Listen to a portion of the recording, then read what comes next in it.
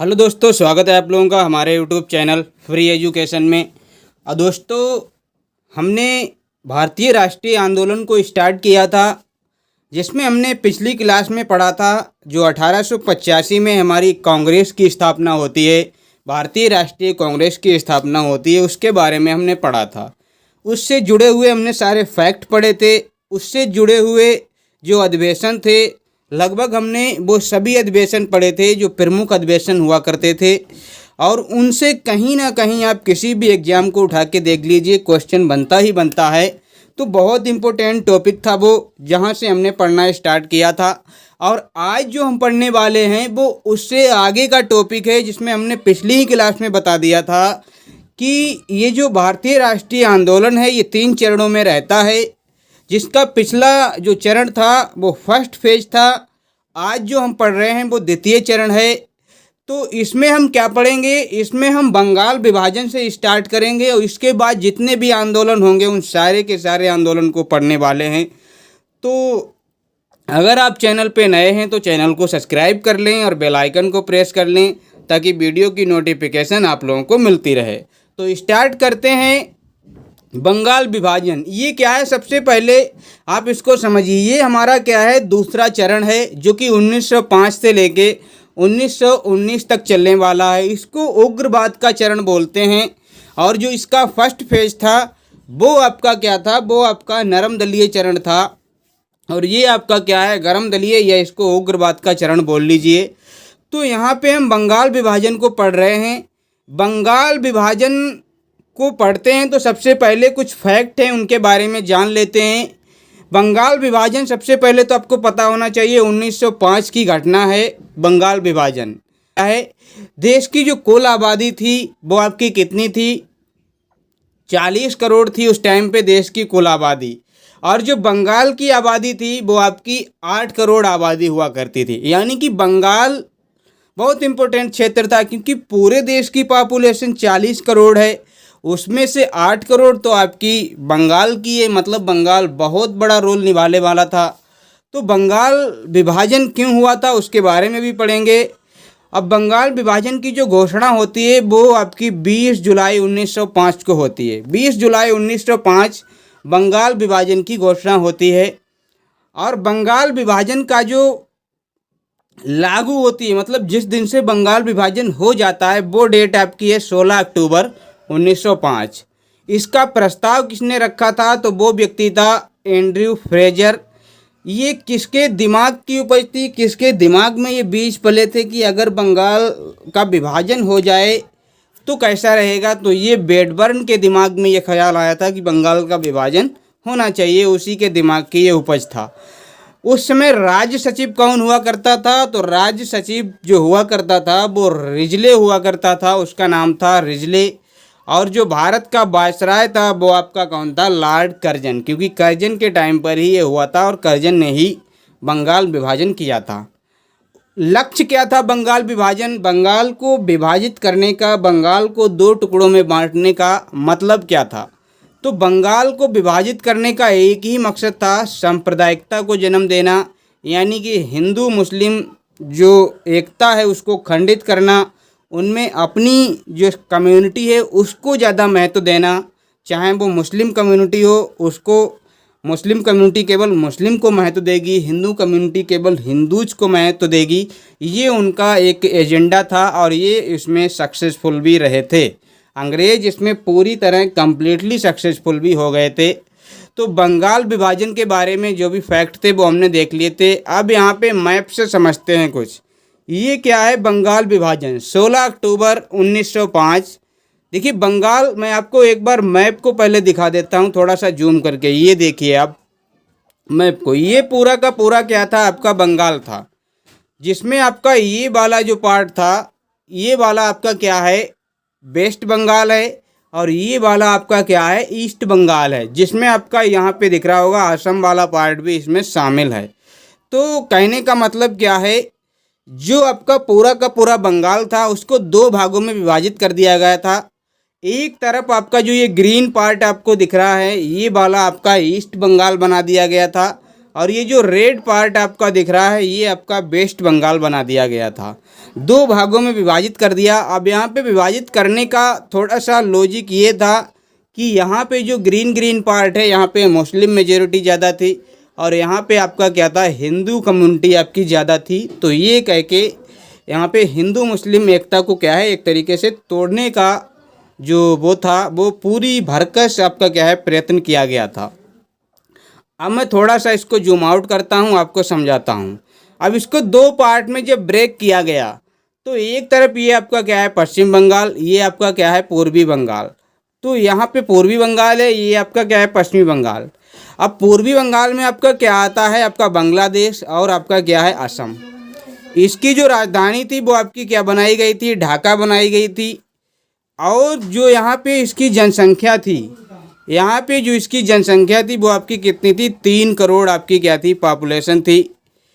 और यहाँ पे 3 करोड़ में 1 करोड़ 80 लाख आपके मुस्लिम्स थे और 1 करोड़ 20 लाख आपके हिंदूज थे। अब इधर आप लोग देख लीजिए एक बार, ये जो है पश्चिम बंगाल जहाँ पे आपका क्या है बंगाल वाला एरिया आता था, पूरा का पूरा बिहार आता था और पूरा का पूरा उड़ीसा वाला क्षेत्र आपका इसमें लगता था। लेकिन इनकी जो कैपिटल थी वो आपकी कलकत्ता थी, जो कि बंगाल की कैपिटल आज भी है। और यहाँ पे 5 करोड़ आपके क्या थे, यहाँ पे 5 करोड़ पॉपुलेशन थी, 5 करोड़ आपकी क्या थी जनसंख्या थी, जहाँ पे 4 करोड़ आपके हिंदूज थे और 1 करोड़ आपके क्या थे मुस्लिम्स थे। तो ये आपका क्या था, यहाँ पे एक तरीके से हिंदू मेजॉरिटी थी, यहाँ पे आपकी क्या थी मुस्लिम मेजॉरिटी थी। ये आपका क्या हुआ था बंगाल विभाजन, इस तरह से आपका बंगाल का विभाजन होता है। अब हम इसके पीछे की लॉजिक्स देखेंगे कि क्या क्या इसके पीछे बोला गया था, क्या कॉन्सेप्ट दिया गया था कि हम क्यों कर रहे हैं बंगाल का विभाजन, ये सारी चीज़ें देखने वाले हैं, किसने क्या तथ्य बोला था। लेकिन उससे पहले एक चीज़ और देख लेते हैं। यहाँ पे असम 1974 में क्या कर दिया गया था, जो असम था ना, जो बांग्लादेश का हिस्सा हुआ करता था, उसको 1974 में जाके बांग्लादेश से अलग कर दिया गया था। अब यहाँ पे देखिए बंगाल विभाजन का जो कारण दिया गया था, बंगाल को 2 भागों में पार्टीशन ऑफ बंगाल करने के लिए जो कारण दिए गए थे, वो कारण आप लोग देखिए कितने मतलब कैसे कैसे कारण दिए गए थे। जो सबसे प्रमुख कारण इन्होंने दिया था, बताया था प्रशासनिक असुविधा हो रही, हमको इतना बड़ा स्टेट है बंगाल, हमको इस पर शासन करने में बड़ी असुविधा हो रही है, ऐसा अंग्रेजों के द्वारा बोला गया था। और ये आपका कर्जन के द्वारा बोला गया था, क्योंकि बंगाल बहुत बड़ा क्षेत्र था, 8 करोड़ पॉपुलेशन थी। तो बताया कि इस पे शासन करने में बड़ी दिक्कत हो रही है और मैं मतलब अकेला गवर्नर हूँ, तो कैसे इसको कंट्रोल करूँ, तो इसके लिए इसको विभाजित करने का कारण बताया था। लेकिन जो इसका वास्तविक कारण था वो आपका क्या था, वो राजनीतिक कारण था। ये आपका क्या इन्होंने बताया प्रशासनिक कारण, और ये इनका क्या था राजनीतिक कारण, जो वास्तविक कारण था, जिसमें इन्होंने क्या किया था हिंदू मुस्लिम एकता को ख़त्म करना इनका मेन मोटिव था। क्यों? क्योंकि 1857 में जो आंदोलन हुआ था, 1857 में जो स्वतंत्रता संग्राम लड़ा गया था, उसमें हिंदू मुस्लिम्स ने मिलकर बहुत बड़ी एकता का प्रदर्शन किया था, जिससे अंग्रेज़ों को ऐसा लगा था कि अगर भविष्य में अगर ये एक रहे तो हमारे लिए बड़ी मुश्किल हो जाएगी। इसीलिए इन्होंने इस एकता को खंडित करने का ये निर्णय लिया था। इसके लिए इन्होंने क्या किया था, बंगाली ऐसा क्षेत्र था जहाँ से राजनीतिक क्रांति होती थी, क्योंकि ज़्यादा से ज़्यादा जो लीडर्स हुआ करते थे, चाहे वो आप स्वामी विवेकानंद को देख लीजिए, चाहे फिर आप राजा राम मोहन राय को देख लीजिए, यानी जितने महान आपके व्यक्तित्व होते थे वो बंगाल से ही ज़्यादातर हुआ करते थे। तो इसीलिए उन्होंने क्या किया था, इसका विभाजन करने का ये कारण दिया था। अब एक बात बहुत इम्पोर्टेंट इसके बारे में बोली गई थी कि बंगाल एक है तो शक्ति है, यानी बंगाल अगर एक है तो वो एक पावर है, फिर हम उससे लड़ नहीं सकते हैं। लेकिन अगर उसका विभाजन हो जाता है, विभाजन से प्रशासन के अनेक रास्ते खुल जाएंगे। ऐसा किसके द्वारा बोला गया था, ये रिजले के द्वारा बोला गया था। बहुत इंपॉर्टेंट फैक्ट बोला गया था ये रिजले के द्वारा। और ऐसा डायरेक्ट आपका ये स्टेटमेंट पूछ लिया जाता है एग्जाम में कि बंगाल एक है तो शक्ति है और इसके विभाजन से अनेक रास्ते खुल जाएंगे। ऐसा कथन किसने बोला, तो ये रिजले ने बोला था। बंगाल एक इम्पोर्टेंट क्षेत्र तो था ही था, और ये भारतीय राष्ट्रीय चेतना का प्रमुख केंद्र भी था। मतलब सारी की सारी क्रांतिकारी घटनाएं, क्रांतिकारी जो गतिविधियां थीं वो यहीं से जन्म लेती थीं। जो राष्ट्रवाद का जो प्रमुख आपका केंद्र हुआ करता था वो यहीं आपसे होता था। सबसे इम्पोर्टेंट आपका राष्ट्रवादी चेतना का प्रमुख केंद्र आपका बंगाल ही था। अब मैंने आपको बताया था कि 20 जुलाई को बंगाल विभाजन की घोषणा हुई थी। 20 जुलाई 1905 को जब बंगाल विभाजन की घोषणा हुई थी तो बंगाल विभाजन के निर्णय के विरोध में, मतलब जो बंगाल विभाजन का जो निर्णय लिया गया था, घोषणा हुई थी, उसके निर्णय के विरोध में 7 अगस्त 1905 को क्या हुआ था, कलकत्ता के टाउन हॉल में स्वदेशी आंदोलन का क्या हुआ था, स्वदेशी आंदोलन के बारे में घोषणा होती है। तो स्वदेशी आंदोलन स्टार्ट हो जाता है कब, 7 अगस्त 1905 से इसके बारे में घोषणा होती है और ये स्टार्ट होता है। जिसका नेतृत्व तो आपके कौन कर रहे थे, सुरेंद्र नाथ बनर्जी और आनंद मोहन बोस, ये दो व्यक्ति इसका क्या कर रहे थे, नेतृत्व। अगर आपसे पूछा जाए कि बंगाल विभाजन के विरोध में जो स्वदेशी आंदोलन हुआ था उसका नेतृत्व कौन कौन लीडर कर रहे थे, या ऑप्शन में दिया हो तो आपको ये ऑप्शन में ज़रूर होंगे, या तो आपके सुरेंद्र नाथ बनर्जी या फिर आनंद मोहन बोस, या फिर ये दोनों ही आपके क्या हैं उस ऑप्शन में दिए होंगे। तो आपको ये वाले जो नाम है भूलना नहीं है कि इनका नेतृत्व कौन कर रहा था, सुरेंद्र नाथ बनर्जी और आनंद मोहन बोस। स्वदेशी आंदोलन का जो नेतृत्व करता थे वो यही दो लीडर हुआ करते थे। और 16 अक्टूबर 1905 को बंगाल विभाजन हो जाता है।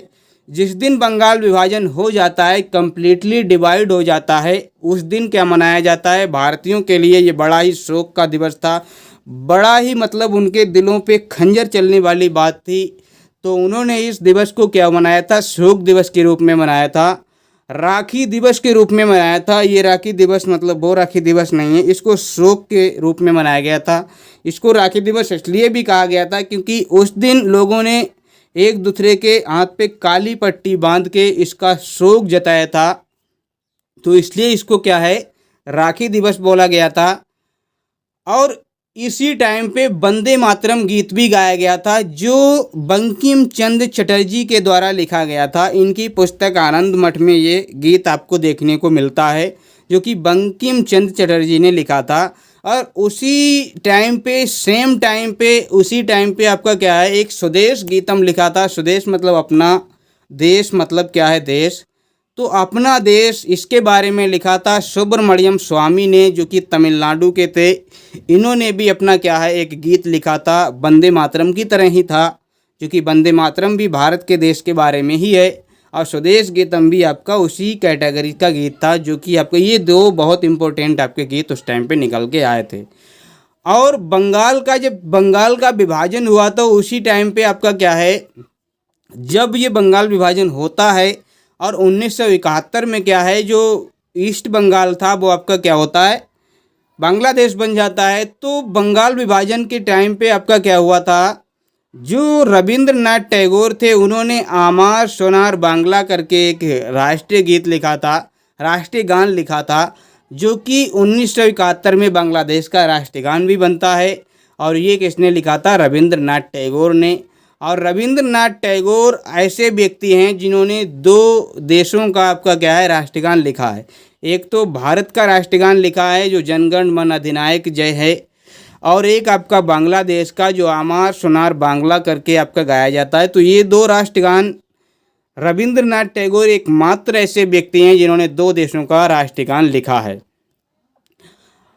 अब जब ये बंगाल विभाजन हो गया था तो इसके विरोध में क्या हुआ था, इसके विरोध में क्या हुआ था, ये अलग अलग जगह पे आपका क्या है, शोक दिवस मनाया जा रहा था। अब जो स्वदेशी आंदोलन स्टार्ट हुआ था, जब स्वदेशी आंदोलन हुआ था तो स्वदेशी आंदोलन के लिए क्या क्या चीज़ें हुई थी, स्वदेशी आंदोलन में कहा गया था जो आपके सुरेंद्र नाथ चटर्जी और आपके सुरेंद्र नाथ बनर्जी और आपके क्या थे, आनंद मोहन बोस, ये दो व्यक्ति इसके लीड संभाले हुए थे। इन्होंने विदेशी वस्तुओं का त्याग करने के बारे में बोला था, क्योंकि स्वदेशी आंदोलन का मतलब ही था अपनी चीज़ों को अपनाना था। जो भी देसी चीज़ें हैं, स्वदेशी हैं, अपने भारत की केवल उन चीज़ों का इस्तेमाल करना है। बाकी जो विदेशी चीज़ें हैं, अंग्रेज़ों की चीज़ें हैं, उनको त्यागना था। और इसके लिए इन्होंने क्या किया था, चाहे नमक हो, वस्त्र हो, शिक्षा हो, चीनी हो, बर्तन हो, कलम हो, पेन हो, कुछ भी अगर विदेशी चीज़ है तो वो आप उसका इस्तेमाल नहीं करेंगे। सारी की सारी विदेशी चीज़ों का क्या है, बहिष्कार करना इनका मेन मोटिव हो गया था।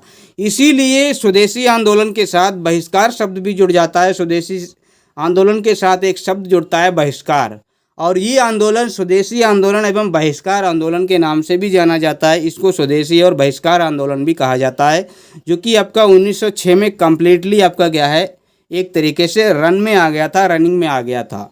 इसमें जो पार्टिसिपेशन था वो आपका, इस आंदोलन में औरतें भी थीं, बूढ़े भी थे, बच्चे भी थे, हर एक तबके के लोग इसमें शामिल थे, चाहे फिर वो वकील हो, इंजीनियर हो, डॉक्टर हो, हर एक व्यक्ति इसमें शामिल था। वकीलों ने अपनी वकालत छोड़ दी थी और डॉक्टरों ने आपकी डॉक्टरी प्रैक्टिस करना छोड़ दी थी। टीचर्स ने एजुकेशन मतलब टीचिंग करना छोड़ दी थी। तो एक तरीके से कम्प्लीटली आपका क्या था, बहिष्कार था। बच्चों ने स्कूल जाना छोड़ दिया था, सभी कुछ आपका बहिष्कार किया गया था अंग्रेज़ों का।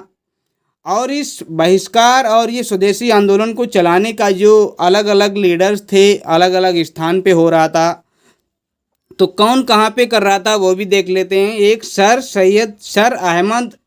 सर हैदर खां थे। कौन ये? सर सैयद अहमद खां नहीं है, मैं भी कंफ्यूज हो रहा हूँ। ये कौन है? सर हैदर खां हैं, जो कि दिल्ली में इस स्वदेशी और बहिष्कार आंदोलन का चार्ज संभाले हुए थे, उसकी कमान संभाले हुए थे। और बीजी तिलक यानी कि बाल गंगाधर तिलक और उनकी जो पुत्री थी केतकर, ये महाराष्ट्र में इसको प्रमोट कर रही थी। महाराष्ट्र में स्वदेशी और बहिष्कार आंदोलन की लीड संभाले हुए थे ये लोग।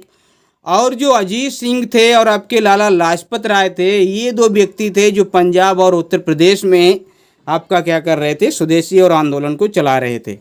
सुब्रमण्यम अय्यर जो हमने अभी बताया था, सुब्रमण्यम स्वामी जिन्होंने स्वदेश गीतम लिखा। चिदम्बरम पिल्ले, इन्होंने मद्रास में आपका क्या था, ये आपका स्वदेशी और बहिष्कार आंदोलन का प्रचार और प्रसार किया था। अब इस टाइम पे क्या हुआ था, जब स्वदेशी और ये बहिष्कार आंदोलन चल रहा था तो स्वदेशी चीज़ों को अपनाने की बात की गई थी, बहिष्कार किया गया था विदेशी वस्तुओं का। जब स्वदेशी चीज़ों का अपनाने की बात की गई थी तो कुछ स्वदेशी चीज़ों का निर्माण भी किया गया था। उसके लिए कुछ कमेटीज भी बनाई गई थी, कुछ सोसाइटी बनाई गई थी। तो अश्विनी कुमार दत्त थे जिन्होंने स्वदेशी बांधव समिति का निर्माण किया था। तो इन्होंने स्वदेशी बांधव समिति एक गठित की थी, अश्विनी कुमार दत्त ने। और सतीश मुखर्जी ने डॉन सोसाइटी की स्थापना की थी, जो कि शिक्षा के लिए थी, एजुकेशन के लिए थी। डॉन सोसाइटी, इन्होंने एजुकेशन के लिए इस डॉन सोसाइटी का क्या किया था, स्थापना किया था। आचार्य प्रफुल्ल चंद्र राय, इन्होंने बंगाल केमिकल स्वदेशी स्टोर्स खोला। आचार्य, क्या नाम है इनका? आचार्य प्रफुल्ल चंद्र राय ने बंगाल केमिकल स्वदेशी स्टोर, यानी कोई भी केमिकल वाली चीज़ अगर आपको लेना है तो इस स्टोर से आप लेंगे, बाकी कहीं से भी नहीं लेंगे। और एजुकेशन के लिए डॉन सोसाइटी तो बनी ही बनी थी। इसी तर्ज पे आपका क्या हुआ था, एक पहला स्वदेशी कॉलेज भी खोला गया था, जिसको राष्ट्रीय शिक्षा हेतु खोला गया था। और ये आपका क्या था, कलकत्ता में खोला गया था। कब? 1905 में, क्योंकि अगस्त 1905 में ही तो आपका हुआ था स्वदेशी आंदोलन। तो पहला स्वदेशी कॉलेज आपका, जो कि राष्ट्रीय शिक्षा हेतु नेशनल एजुकेशन के लिए खोला गया था, उसका नाम था आपका रंगपुर नेशनल कॉलेज, यानी कि ये राष्ट्रीय एजुकेशन के लिए आपका खोला गया था कलकत्ता में 1905 में। अब इसके लिए और भी चीज़ें खोली जाती हैं। 1906 में आपका क्या है, बंगाल नेशनल कॉलेज आपका खुलता है। क्या है? 1906 में आपका क्या है, बंगाल नेशनल कॉलेज आपका 1906 में खोला जाता है। और ये टैगोर के शांति निकेतन की तर्ज पे था। 1906 में आपकी राष्ट्रीय शिक्षा परिषद का गठन हुआ। एजुकेशन के लिए आपकी राष्ट्रीय शिक्षा परिषद, नेशनल एजुकेशन काउंसिल का आपका क्या होता है, गठन किया जाता है। 1905 में ही आपका क्या होता है, 1905 में गोपाल कृष्ण गोखले एक अधिवेशन होता है 1905 में, क्योंकि जो स्वदेशी आंदोलन था वो अगस्त 1905 में उसकी घोषणा होती है। और 1905 में ही आपका क्या है, गोपाल कृष्ण गोखले का एक बनारस अधिवेशन होता है, जिसमें स्वदेशी और बहिष्कार आंदोलन को समर्थन मिलता है। गोपाल कृष्ण गोखले कहते हैं बहिष्कार और स्वदेशी आंदोलन को चलाना चाहिए, ऐसा बनारस अधिवेशन में होता है। 1906 में दादाभाई नौरोजी कलकत्ता अधिवेशन में पहली बार स्वराज्य की मांग कर देते हैं कि हमको कंप्लीट स्वराज्य चाहिए, हमको क्या चाहिए, स्वराज्य चाहिए। और ये बात आपकी कौन करते हैं, दादाभाई नौरोजी। कहाँ पे, कलकत्ता अधिवेशन में। तो ये आपको पता होनी चाहिए। बंगाल विभाजन का विरोध होना भी स्वाभाविक था, क्योंकि इतनी सारी चीज़ें चल रही थी। कहीं पे कॉलेज खोले जा रहे हैं, कहीं केमिकल स्टोर, कहीं डांस सोसाइटी, कहीं किसी अधिवेशन में बात हो रही है। इसका विरोध होना बहुत ज़रूरी था, इसका दमन होना बहुत ज़रूरी था। और इसके दमन के लिए, बंगाल विभाजन के दमन के लिए क्या किया गया था, कार्लाइल को नियुक्त किया गया था। कौन, कार्लाइल एक व्यक्ति था, इसको नियुक्त किया गया था। इसने क्या किया था, जो बंगाल विभाजन के विरोध में जो भारतीय लोग विरोध कर रहे थे उसका कंप्लीटली इसने दमन किया था। और उसी टाइम पे 1906 में मुस्लिम लीग की भी स्थापना हो गई थी।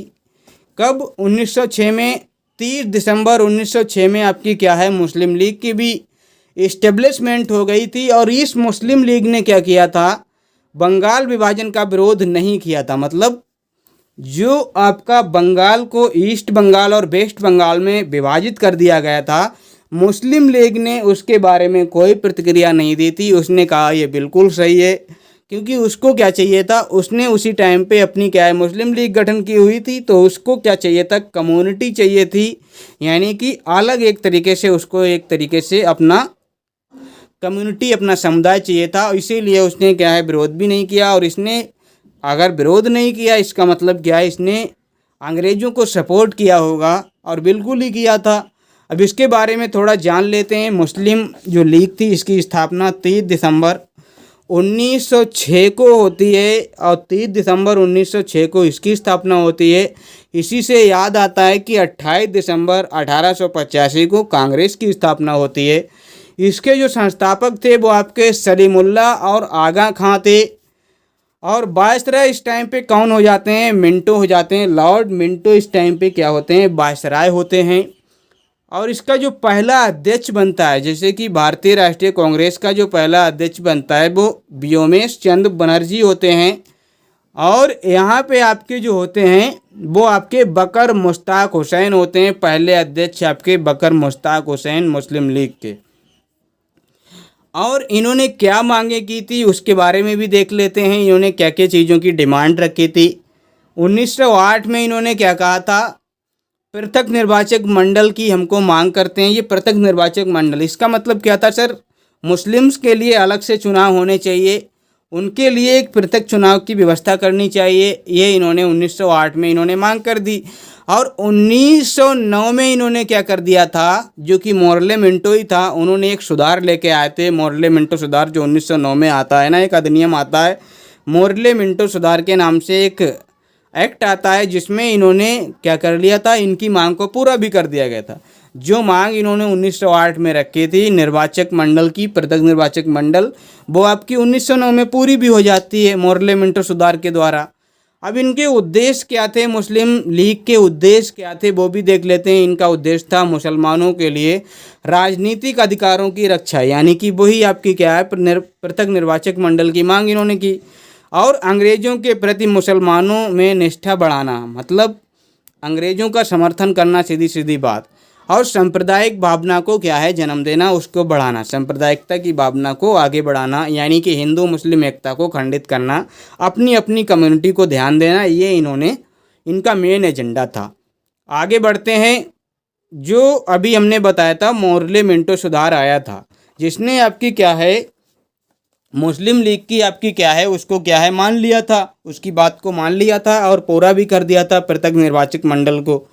तो यहाँ पे जो आपका मोर्ले था वो भारत का राज्य सचिव था, और जो आपका मिंटो था वो आपका क्या था, भारत का वायसराय था। भारत का वायसराय मिंटो थे, और भारत के जो राज सचिव थे वो आपके मोर्ले थे। इसीलिए इसको मोर्ले मिंटो सुधार भी कहा गया है, अधिनियम भी कहा गया है। इनका जो उद्देश्य था वो आपका क्या था, मैं आपको बता देता हूँ। इनका मेन मोटिव क्या था, इनका जो मूल उद्देश्य था, नरम दल को अपनी ओर आकर्षित करना। जो आपके नरम दलीय लोग थे उनको क्या है अपनी ओर मिलाना था, और जो गरम दलीय थे उनसे बैर बनाना था। किनका? अंग्रेज़ों का ये मेन मोटिव था, उनको अलग करना था और नरम दल को अपने साथ मिला लेना था। उनकी आपकी एक तरीके से मैं कहूँ तो उनकी जो संख्या थी वो भी आपकी नरम दलियों की ज़्यादा थी, तो उनको अपनी ओर आकर्षित करना था। और प्रमुख उद्देश्य इनको मुस्लिमों के लिए आपकी क्या था? पृथक निर्वाचन पद्धति को प्रदान करना था और सांप्रदायिकता को बढ़ाना था। वही अभी जो पीछे बातें की थी निर्वाचक मंडल और जो अभी क्या बोला था, सांप्रदायिकता को जन्म देना, कम्युनलिज्म को जन्म देना, ये इनका मेन मोटिव था। कांग्रेस ने इस सुधार का कड़ा विरोध किया, लेकिन कुछ कट्टरपंथी मुसलमानों ने बड़ा इसका समर्थन भी किया था। और कट्टरपंथी चाहे कहीं भी हो वो आपके लिए घातक ही होती है। तो कट्टरपंथी मुसलमानों ने बड़ा समर्थन किया था इस मोर्लेमेंटो सुधार का। कहा था ये बहुत अच्छा है, इसमें जो पृथक निर्वाचक मंडल की मांग है वो भी पूरी हो गई है। अब उसी टाइम पे 1911 में जो बंगाल विभाजन होता है, बंगाल विभाजन के टाइम के बाद ही ये सारी घटनाएं शुरू होती हैं। जब इन्होंने देखा कि बंगाल विभाजन का बहुत ज़्यादा विरोध हो रहा है, बहुत ज़्यादा क्या है इसके विभाजन से बहुत ज़्यादा जनता में आक्रोश आ गया है, तो बंगाल विभाजन को क्या कर दिया गया था, बाद में 1911 में रद्द भी कर दिया गया था। लेकिन एक बार जो बंगाल विभाजन हो गया था, अब अगर आप उसको एक कर भी देते हैं तो लोगों में जो एक बार आपकी फूट पड़ गई है वो वैसी की वैसी थोड़ी ना हो जाएगी। 1911 में इसको क्या है रद्द करने की घोषणा की गई थी। कब? दिल्ली दरबार, जो तीसरा दिल्ली दरबार लगा था 1911 में, जिसमें पंचम और मैरी आए हुए थे, राजा पंचम और रानी मैरी आई हुई थी। दिल्ली दरबार भव्य दरबार लगा हुआ था, तो उसके लिए इन्होंने क्या किया था, क्या हुआ था, ये दिल्ली दरबार को रद्द भी किया, मतलब दिल्ली दरबार नहीं, बंगाल विभाजन को रद्द भी कर दिया गया था। और ये ऐसा हार्डिंग के समय में हुआ था। किसके समय में हुआ था? हार्डिंग। हार्डिंग कौन था? हार्डिंग द्वितीय। ये उस समय क्या बन गया था? भारत का वायसराय बन गया था, जो कि 1911 से 1916 तक रहता है। अब दिल्ली जो राजधानी बनती है उसके बारे में थोड़ा जान लेते हैं। 1911 में इसकी क्या होती है, दिल्ली राजधानी की घोषणा हो जाती है कि दिल्ली को राजधानी बनाया जाएगा। और 1912 में दिल्ली को राजधानी बना भी दिया जाता है। और 1927 में क्या होता है, दिल्ली जो राजधानी थी उसके लिए एक नई दिल्ली शहर की भी स्थापना होती है। मतलब सीधा सीधा बोलूँ तो नई दिल्ली शहर की स्थापना 1927 में हो जाती है। और वही नई दिल्ली शहर आपका 1931 में राजधानी के रूप में भी बन जाता है। तो ये आपकी क्या है, दिल्ली जो राजधानी बनती है उसके बारे में थे। तो सर इससे जो पहले राजधानी हुआ करती थी वो कौन सी हुआ करती थी? सर वो कोलकाता हुआ करती थी। दिल्ली राजधानी 1911 से पहले नहीं हुआ करती थी, उससे पहले आपकी कोलकाता हुआ करती थी। अब आगे बढ़ते हैं। आगे आपको मालूम होगा कि उसी टाइम पीरियड में आपका क्या होता है, एक लखनऊ समझौता होता है। क्योंकि मैंने आपको एक वो पढ़ाया था, जब मैंने आपको क्या बोलता हूँ, राष्ट्रीय आंदोलन जो आपका भारतीय राष्ट्रीय कांग्रेस को पढ़ाया था, तो उस टाइम पे मैंने एक सूरत अधिवेशन के बारे में आपको पढ़ाया होगा। और सूरत अधिवेशन में जो आपका क्या है, रास बिहारी घोष ने जिसकी अध्यक्षता की थी, जिसमें आपका क्या हुआ था, कांग्रेस का विभाजन हो गया था। और वो आपका कांग्रेस का विभाजन 1916 तक बना रहा था। यानी लखनऊ समझौता जो होता है 1916 में, वो जो सूरत में हुआ कांग्रेस का विभाजन था जो 1916 तक रहा था, उसके बारे में होता है। क्या होता है एक बार बताते हैं आप लोगों को। 1915 में एक घटना घटित होती है। 1915 में आपकी एक घटना घटित क्या होती है, दो उदारवादी नेताओं की मृत्यु हो जाती है, जो कि बहुत इम्पोर्टेंट आपके लीडर थे, जिनको गोपाल कृष्ण गोखले और फिरोज शाह मेहता बोला जाता था, यानी उनके नाम थे ये। तो 1915 में दो उदारवादी नेताओं की मृत्यु हो जाती है, गोपाल कृष्ण गोखले और फिरोज शाह मेहता। और यही वो उदारवादी नेता थे जिनकी वजह से आपकी जो गरम दलीय नेता थे उनसे बन नहीं रही थी। और जब ये इनकी मृत्यु हो जाती है तो इनको समझ में एक तो शोक हो जाता है, दो नेताओं की, बहुत इंपॉर्टेंट नेता की मृत्यु हो जाती है, तो थोड़ा जो ठेस पहुंचती है वो गरम दल को भी पहुंचती है और नरम दल को तो पहुंचती ही पहुंचती है। और इसी वजह से इनमें क्या होता है कि ये सोचते हैं अब एक हो जाना ही बेहतर है। और उस टाइम पे एनी बेसेंट और जो बाल गंगाधर तिलक हैं, उन्होंने कांग्रेस के गरम और नरम दल को मिलाने का भरसक प्रयास किया था, और उन्होंने इसको मिलाने का प्रयास ही नहीं किया बल्कि मिला भी दिया था। और लखनऊ समझौते में ही आपका क्या होता है, कांग्रेस और मुस्लिम लीग भी एक हो गए थे। कांग्रेस और मुस्लिम लीग भी एक हो गए थे उसी समझौते के माध्यम से। और मुस्लिम लीग ने ऐसा क्यों कर लिया था? मुस्लिम लीग जो अभी तक अंग्रेज़ों का समर्थन कर रही थी, वो अब कांग्रेस के समर्थन में क्यों आ गई थी? 1912-13 में क्या हुआ था? बाल्कन युद्ध हुआ था। बाल्कन युद्ध में क्या हुआ था? अंग्रेज़ों ने तुर्की का साथ नहीं दिया था। ये बाल्कन युद्ध तुर्की से संबंधित है, और अंग्रेज़ों ने तुर्की का साथ देने का वादा किया था मुस्लिम लीग से, लेकिन इसने क्या कहा, ये वादा आपका क्या है, पूरा नहीं किया और उनका साथ नहीं दिया तुर्की का।